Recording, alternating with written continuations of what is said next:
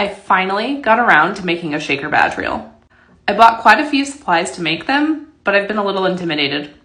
I'll walk you guys through how I made mine, and I'll share what I plan to do differently next time I make one. This is not a beginner project and involves quite a lot of pieces. I started off with 2 of the Heart Candy Box lightweight acrylic pieces in 2-inch. The lightweight acrylics are better for shakers because your final piece won't be as bulky. So my first mistake was ordering these heart shaker pieces to go inside. These are the 0.45-inch shaker hearts that come in a pack of 10 from Zindee. I should have just bought polymer clay conversation hearts. That would have been way easier than what I did here. The middle is the Heart Candy Box shaker piece, and then I ordered a clear kiss cut decal. I chose Purple Palace from It's Pretty Personal because it was giving me the same vibes as a certain Conversation Heart candy brand box. I chose to glitter the backside of my back piece first. Next time I make one of these, I think I'll do this step last or close to last. I didn't get any runoff when I was attaching the pieces, but I thought if I did happen to, it would be much easier to have that protective backing on and then just peel that off and take the runoff with it. I glittered this just like I glitter all my other acrylic blank pieces. I start off by mixing glitter into my UV resin until it's about honey thick, and then I spread it on with a metal stir stick. Now, because this is a badge reel, I don't torch or do anything to the glitter before I put under my light. Torching bubbles is really for aesthetics, and you're not going to see the backside of this because it's a badge reel. That's where the badge reel is going to go. I put my CCDIY lamp on the 5-minute timer, not because it needs to cure for 5 minutes, but that just gave me time to work instead of having to stop and hit the button a couple times. These hearts did come with an SVG file, and I swear I cut out the smaller of the 2 pieces and it was still too big for the heart. These are going to go inside of the box, so I'm not worried about sealing them, and it doesn't matter that the vinyl goes all the way to the edge for these. I did take my X-Acto knife and scrape off the sides where it was hanging off the side. I'm pretty sure Zindee sells the polymer clay hearts, but you can also get different polymer clay sprinkle mixes on Etsy. Not on Etsy anymore, but Tiny Supply Co. or Tiny Supply Shop, I've used them before and really recommend them. They have a website. I made a little mess, so I cured it just so I could scrape it off the silicone mat. Next step for me was to attach that middle piece. Don't forget to take off all of your brown protective film. I did mess up another piece because I forgot to take one piece off and it just ruined the whole thing.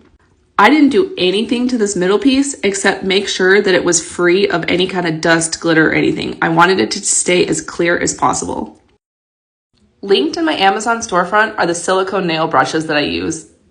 I highly recommend one of these brushes for attaching this middle piece. You do not want to have too much resin in between these pieces.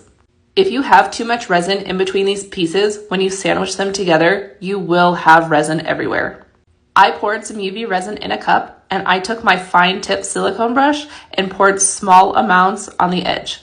I spread this out as thin as I possibly could. This middle piece is a little easier to work with. If you've seen some of the other shaker pieces, you'll know that those middle pieces can be very, very thin. Also, because this is a dry shaker, every little nook and cranny does not have to be filled in. If we were putting liquid inside of this, you would need to have a perfect seal. The goal of putting this resin down is just to attach the piece.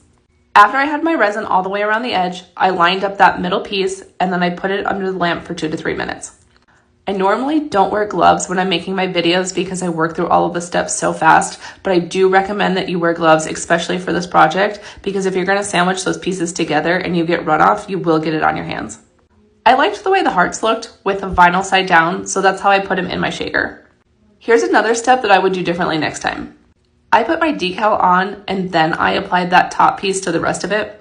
It doesn't matter so much with this decal because it is a clear kiss cut and light is still going to get through to the UV resin. But next time I'm going to attach the top piece first just to make sure that that UV resin gets a good cure. After I did this, I had the thought that if there was too much vinyl on the top, that the light wouldn't be able to get through to that middle piece and give it a good cure. I didn't pull it out for this project, but a big reason why I bought my Resin Rockers Magic Cure lamp is for pieces like this.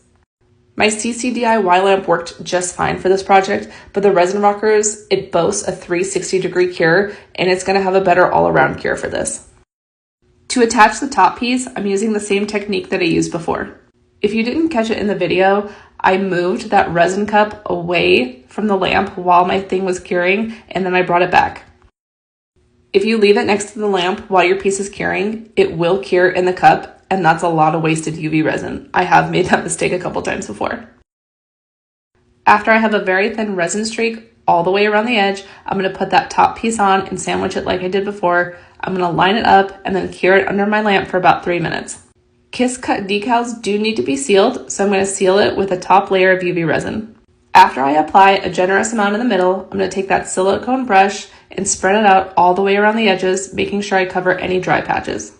I use a propane torch to pop any micro bubbles and then take my silicone brush once again to remove any imperfections that I see, such as dust particles or stray pieces of glitter.